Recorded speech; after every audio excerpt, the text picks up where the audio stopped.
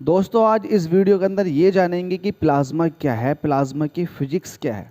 जिस तरह से आपको पता है कि प्लाज्मा को लैब में किस तरह से बनाया जाता है, ये नहीं पता, इसके बारे में आज बताऊंगा कि प्लाज्मा को लैब में किस तरह से बनाया जाता है।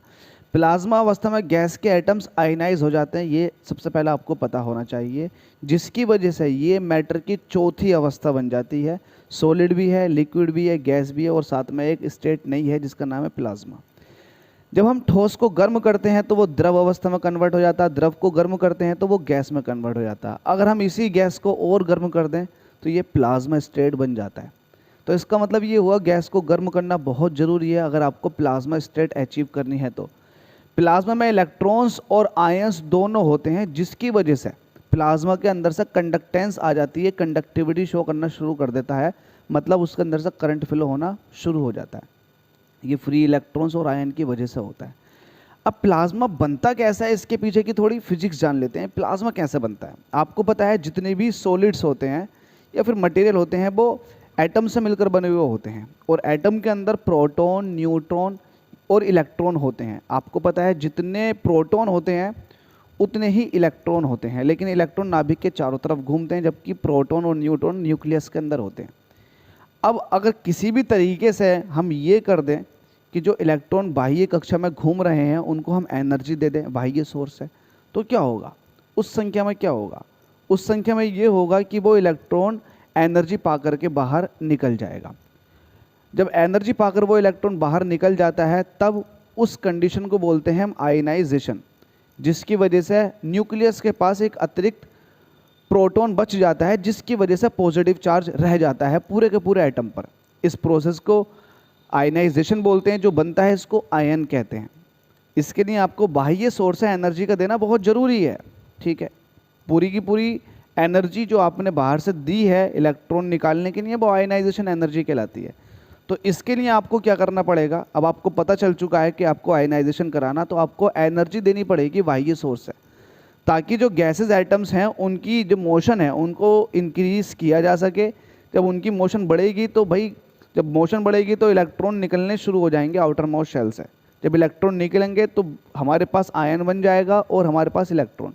लेकिन इस एनर्जी को बढ़ाने के लिए, इस गतिज ऊर्जा को बढ़ाने के लिए हमें बहुत ज़्यादा तापमान चाहिए। लगभग 3000 केल्विन से 10,000 केल्विन का हमें तापमान चाहिए, जो कि एक लैब में पॉसिबल नहीं है। आप नहीं बना सकते लैब के अंदर इतना हाई टेम्परेचर। तो इसके लिए हमारे पास क्या है, हमारे पास एक दूसरा मेथड है, वो है इलेक्ट्रिक फील्ड वाला। अगर हम गैसेस के दोनों तरफ इलेक्ट्रिक फील्ड लगा दें तब क्या होगा।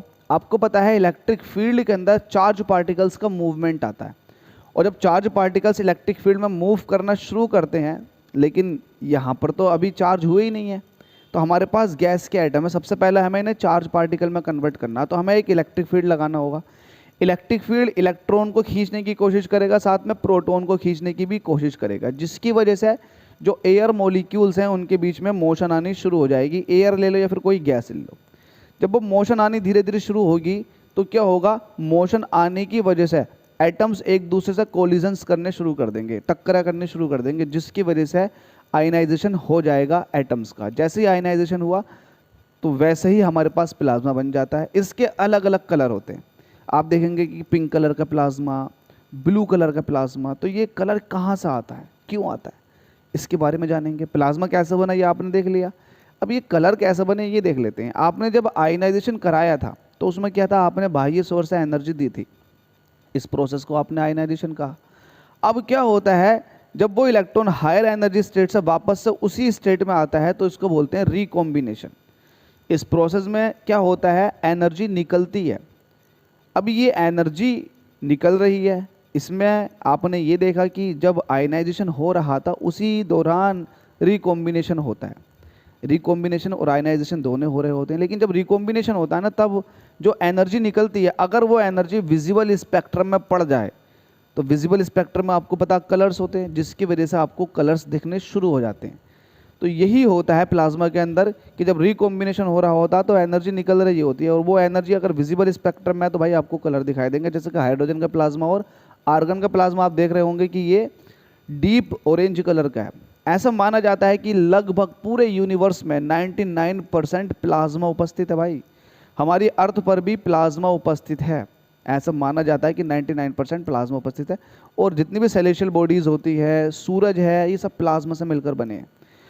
आपने देखा होगा जब बिजली की कड़क होती है, थंडर होता है, वो भी प्लाज्मा स्टेट का एक एग्जाम्पल है। और आपने नॉर्दर्न लाइट्स देखी होगी, आपने नॉर्दर्न लाइट जो पोल पर लाइट्स होती है, लाइट आती है एयर के अंदर, वो भी एक प्लाज्मा का एग्जाम्पल है। अब हम जानते हैं कि प्लाज्मा का उपयोग कहाँ करते हैं। अभी तक जो प्लाज्मा का उपयोग होता आ रहा है वो कहाँ होता आ रहा है। पहला उपयोग कि हम CFL के अंदर इसका इस्तेमाल करते हैं। साथ में जो हमारे पास चौक रोड होती है, जिसको हम बोलते हैं रोड लेआउट ट्यूब लाइट वाली जो होती है, ट्यूब लाइट, फ्लोरोसेंट ट्यूब भी बोलते हैं, इसके अंदर हम प्लाज्मा का इस्तेमाल करते हैं। मरकरी इसके अंदर डली हुई होती है। आपने नियॉन लाइट्स देखी होंगी, जिसमें आजकल अपने नाम भी, अपने शॉप का नाम, अलग अलग तरह के नाम उसमें लिखवाते हैं। तो जो नियॉन लाइट्स होती है एक्चुअल में वो भी आर्गन लाइट ही हो या नियॉन लाइट हो, वो भी प्लाज्मा के एग्जाम्पल है। आने वाले टाइम में हम इसका इस्तेमाल करेंगे इलेक्ट्रॉनिक सेमीकंडक्टर के अंदर, बहुत ज़्यादा इसका इस्तेमाल वहाँ होने वाला है। अब प्लाज्मा का भविष्य में और क्या उपयोग हो सकता है? सबसे इम्पोर्टेंट चीज़ है न्यूक्लियर फ्यूज़न को कंट्रोल करने के लिए। आपको पता है न्यूक्लियर फ्यूज़न रिएक्शन के थ्रू हम क्या करते हैं, उसमें न्यूक्लियर फ्यूज़न रिएक्शन होती क्या है, एक्चुअल में दो नाभिक आपस में जुड़ते हैं, न्यूक्लियस आपस में जुड़ते हैं। जब ऐसा हो रहा होता तो बहुत ज़्यादा एनर्जी होती है। इस एनर्जी को कंट्रोल करने के लिए हम फ्यूज़न रिएक्टर का इस्तेमाल करते हैं।